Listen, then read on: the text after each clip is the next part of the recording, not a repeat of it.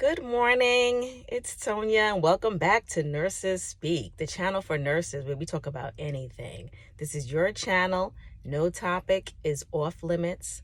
Like, subscribe, and share. 3 simple steps. Let's do it. So today's video, I'm just going to get right into it.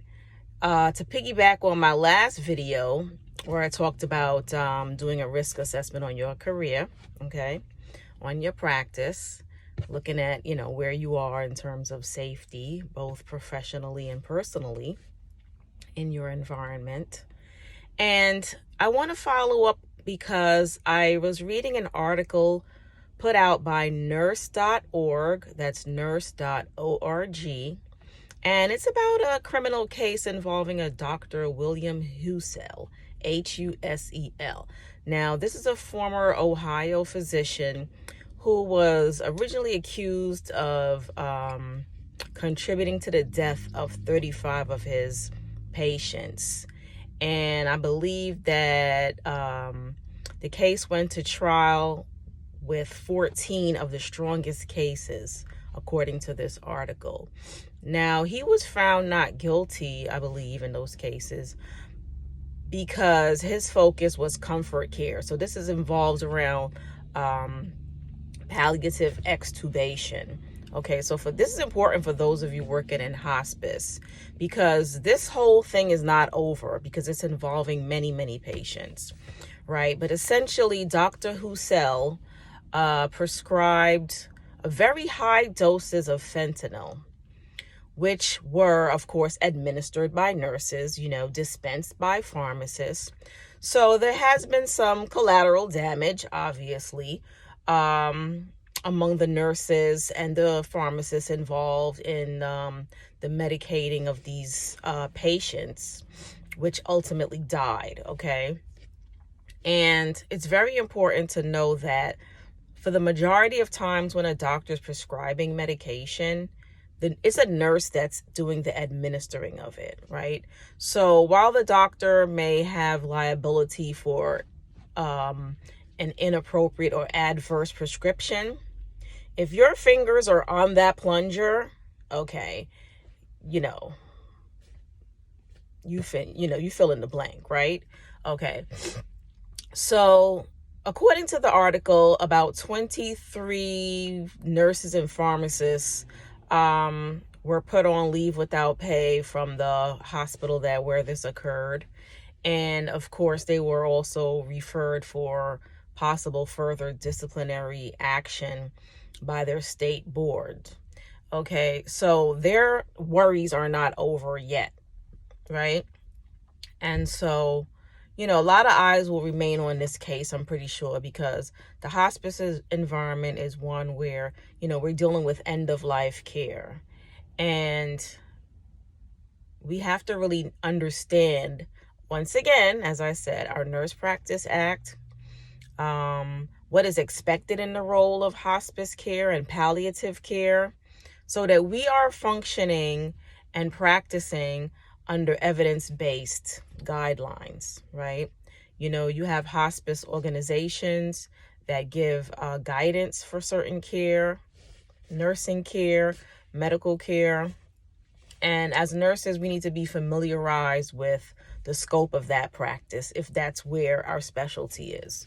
So that's another area. I didn't mention that, but it's vitally important as well, okay? Because there's appropriate hospice care, and then there's care that could be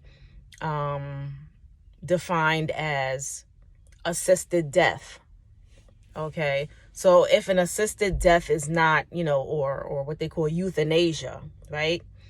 If that's not legal, or if there was no consent for that, you need to know that, right? Is euthanasia even legal anywhere in the United States? And if it is, where, right? And what are the parameters for that, right? What does the necessary informed consent have to be for that to occur? So there's a lot to know about this. You can't just go about willy-nilly just giving medication because you have an order for it. So what I really wanted to do was not dig too much in that case, because what I'm going to do is put a link to the article So those of you who are interested in the meat of it can go and read it and research it and follow it and have a better understanding of, what took place in that case and what the continued, as I said, what the continued fallout may be, because the litigation is far from over. All right. These things can drag on for years. And so, what I really want to take a look at today is the mindset of many nurses. Now, as I said, and I've been a nurse for over 30 years. So I'm looking at things from the past and things that are occurring currently. And there's two things, okay? Over the years, nurses have got so caught up in things like whether or not they wear caps and whether or not they wear white and whether or not they can wear scrubs and whether or not, their degree goes before the RN or the RN goes after the degree, when you're writing out your signature, your credentials, all this stuff, all this minutia stuff that really doesn't have any substance to the practice. Okay. And I understand why those things occurred as well, obviously, but those are surface level issues, right? Because at the end of the day, if you walk out there and you're given an assignment of patients to care for, and you have no clue what you're doing, right? You could be given the wrong medication. You could be given the wrong dose. You could be giving it to the wrong person. You could be giving it in the wrong route. Okay. There's so many things that could go wrong, and you have to be aware of what you're doing. You have to be self-educated, right? Because you're not going to learn everything in nursing school. Even your own day-to-day experience is not going to expose you to everything that's out there. So you have to do some additional reading. You have to do some engaging continuing ed. And I mean meaningful continuing ed, right? I'm not talking about, your limited state required license renewal continuing ed, right? There may be some specific topics you have to address, and of course you have to do those to be compliant. But if you're going to do continuing education, do something that's relevant to your area of practice, okay? And really understand it, because things are changing all the time. We all know that doctors prescribe things that could be off-label use, right? And we need to understand what's behind that as well, okay? Because there's risk inherent in that also. So does the patient know why they're getting a certain medication, right? Is a particular drug that's typically for managing psychosis or some mental health issue, is it being given because the patient has a history of migraines that haven't responded to other conventional treatments? Just something like that as an example off the top of my head. We need to look at what we're doing, why we're doing it, the science and the reasoning behind it, not only so we can explain it to the patient, but we can also have an understanding in our own mind before we do something, why we're doing it. Okay. So, don't just throw away the nursing cap and at the same time throw away your thinking cap, which is essentially throwing the baby out with the bathwater and not thinking things through. All right. So, and again, this is an old school philosophy, doctor gives an order, nurse carries out the order. Okay. Well, I was taught you need to really think about, question any order that's not appropriate. And from what I read about this case, some of the nurses questioned it and some didn't. However, regardless of whatever came out of those conversations, which the article doesn't really go into detail about, essentially the drugs were given in high enough doses, quote unquote, that would kill an elephant, okay, is what was stated in the article as well. So here you have a situation where it looks like a lot of people really weren't thinking all the way through. and basically, aided this physician in whatever it was he was trying to accomplish, by giving these high doses of lethal drug to multiple patients. So just pause and sit with that for a moment and think of a time when you were ever in a situation where you received an order and either you knew for sure it was wrong, or you felt intuitively that something wasn't right, or it was something you'd never seen before, so you were unsure of the accuracy and or safety of what you were ordered, right, to administer. So just think about that for a moment. Just do a moment of reflection on that. Because what we sometimes have to do as nurses, rather than get caught up in the hype or caught up in routine, right, and monotony, and switching off from our thought process, we need to pause and look carefully and objectively at what we're doing. What information is coming at us, what orders are being put into patients' records for us to then review and download and proceed to carry out. Okay. And this goes for not only medication, but, other types of treatments, other interventions that nurses are also responsible for. We need to really take control of what we are doing individually, right? And I would also further say collectively,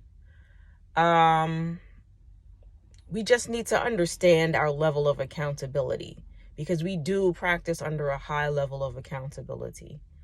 And for each person that's out there practicing, you're responsible for your own practice as an individual.